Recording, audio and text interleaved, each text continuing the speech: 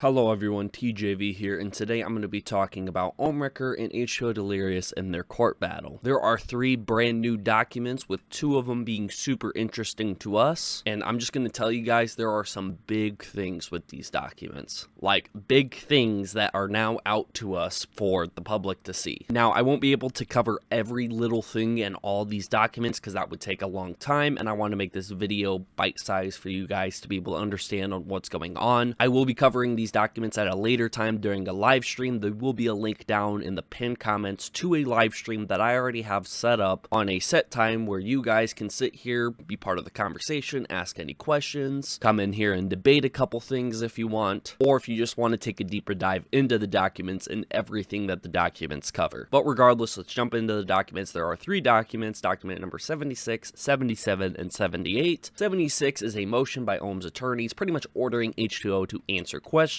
Why the questions are relevant, because H2O and his attorneys were arguing the relevance of certain questions. They were arguing that, hey, there's just not enough information there for us to admit or deny if, let's say, H2O Delirious operated this alt account or not. For some reason, Delirious and his attorneys have been unable to admit or deny things. They can deny and say, hey, H2O had nothing to do with it, but instead they take a weird approach, arguing 1, relevancy, but also 2, they argue that there's not enough information to be able to answer the question, which I don't know how that's possible. I mean, you look at an account and you recall, did you operate that account? Did you create the account? Did you own that account? Seems like there's enough information with a lot of these questions, but that's the route that H2O and his attorneys have been taken. With document number 77, it's pretty much just an appearance that Ohm's attorney will make at court, so that's not super important. But document number 78 is Delirious's response to document number 76. Delirious responds to all the stuff that's dropped in document number 76. Now, document 76 has 8 attached documents to the main document. So there's a total of 9 documents all within document number 76. And the reason why is that there's a lot of evidence that they found through discovery. A lot of the stuff that they ended up discovering and finding out information, they throw all into this document for now the public to see. And it shows a lot of information that you guys, myself, we have never seen before. But before we get into that, just to run this down, document number 76 is saying that H2O has pretty much refused to answer or admit or deny simple questions. And this is a process where both sides pretty much get to ask each other questions. Now, since Delirious dropped his countersuit, is no longer suing Ohm, but Ohm is still suing Delirious, I don't know if Delirious and his attorneys are still going to be able to ask Ohm the same questions or not. I'm assuming no, because Delirious and his attorneys are just there to defend themselves pretty much, but maybe they do get to ask some questions. I don't know how that works, but Ohm definitely still gets to ask Delirious some questions to either admit or deny certain things. But with this, H2O hasn't been able to answer all the questions, like I said before, usually giving some sort of either weird, convoluted reason why he can't, or just he argues that it isn't relevant. I'm not going to answer questions that aren't relevant. And that's when Ohm and his attorneys decide to throw all the context, all the relevancy to show why everything is relevant into this one document and say, hey, you still have to answer the question, and this is all why. And with that comes a ton of information, which I will cover in a future live stream. I will have that link down below in a pinned comment. But oh my god, there's a lot of things. And one of the key things in all of this is an affidavit from one of the alleged victims. And if you don't know what an affidavit is, it's pretty much a written statement that's under oath that can be used as evidence from either side. In the affidavit, we end up seeing the censored ID, which some people might say, oh, the censored ID, it must be fake. This is to protect the alleged victim. Obviously, you wouldn't want like her birth date and her information that's on her driver's license or whatever. You wouldn't want that information out there for the public. Now, there will be uncensored versions for like the court, the judge, the jury, whatever to see. And this does show an ID, and this is most likely not fake. And the reason why I say the ID is most likely not fake is that I don't understand why you would fake an ID on such an extreme level. Like, this is going to court. Like, this is not a time to lie. Like, all this is under oath, so she kind of has to tell the truth here. Now, is there a chance that people lie under oath? Obviously, it happens. I understand that. But that is just one of the things I want to add to this. She also talks about how old she was,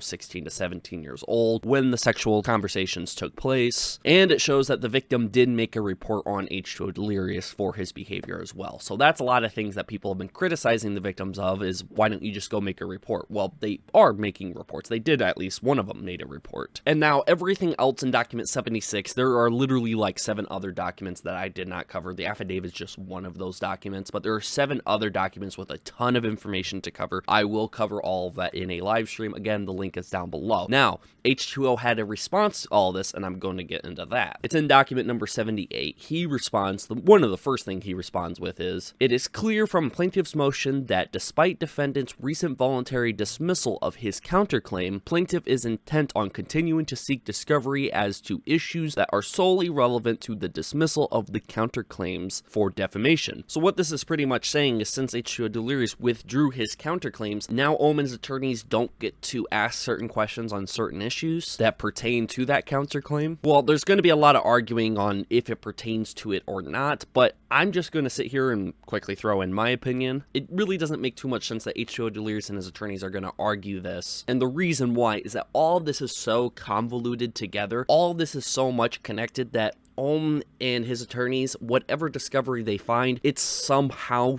probably still relevant to this case. And it's very helpful to us, the public viewers of all this, because if H2O and his attorneys try to stop Ohm from going through the discovery process and asking these questions, we might not find the truth about every single claim Ohm made about H2O. And I definitely think it's important to find the truth on all these matters that happened between them in order to get the full story. In document number 78, another response from H2O includes, with the sole reason on why he ended up withdrawing from his counterclaim is for economic strategic reasons. Given the lengths and financial tolls that this litigation has already taken on defendant and his business, and not based on any legitimacy of the plaintiff's obtained witness statements. So this is pretty much saying that H2O doesn't have enough money, but Ohmwrecker does have enough money. I'm sorry, but make that make sense. Anyone watching this video, go down and comment. Make this like the most popular comment down there. Who do you think has more money? H2O Delirious or Ohmwrecker? I'm sorry, but it's H2O Delirious, and it's by a mile. H2O Delirious has way more money. I'm sorry, but I don't see H2O as a poor sack of shit right now. I just don't see him that way. I see him filthy fucking rich in his big-ass house. Like, I don't see him being poor. But I don't know. Maybe he's struggling. Maybe he is, but I'm definitely gonna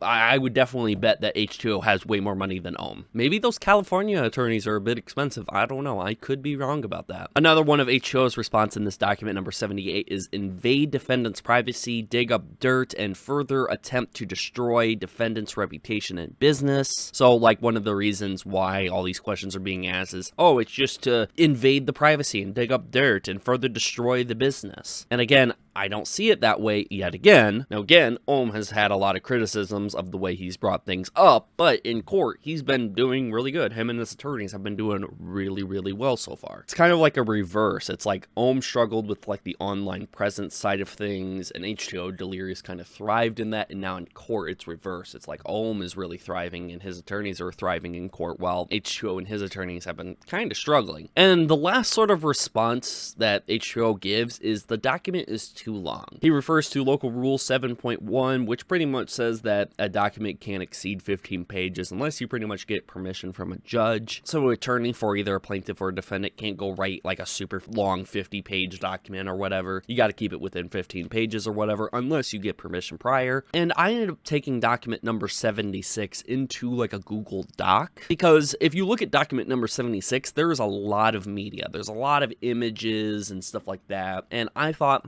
it is 20 pages long, which is longer than 15 pages. So technically, yes, Ohm and his attorneys are breaking that local rule 7.1 because the document is 20 pages long instead of being 15 or under. But I thought, if you delete all the images, does it show up to 15 or less? And it does. It shows up to right around 15, and this is including spaces, the page numbers, and a bunch of extra lines that I threw in there just to kind of fill it up to 15. You could see me scrolling through this right now. It is definitely 15 pages or less if you take away the images and the media. So again, I don't know if the judge is going to give a pass to Ohm and his attorneys. If I was a judge, I would give a pass. I'd be like, okay, I get it. It's 20 pages long, but there's a lot of images within that document. So again, it all depends on how strict the judge is. But regardless, that's what's been going on. Document number 76, 77, and 78 covered in this video. I will be covering more on what 76 and 78 are pretty much covering in a future live stream. I'll go in, take a deep dive, analyze it all, show you guys everything that's in this document. Trust me, there is a lot of juicy information in document number 76, and we will obviously take a deeper dive into H2O's response in document number 78. Let me know what you guys think about all this down below. Me personally, looks like Ohm got another W while we're waiting for Delirious's response, because this response that he had was kind of weak, if I'm being honest. But I would love to see H2O Delirious and his attorneys strike back with a really good response. I've been waiting for it for a long time, so I can't wait to end up seeing that. Look out for my live stream taking a deeper dive into all of this, and I will see you guys all next time.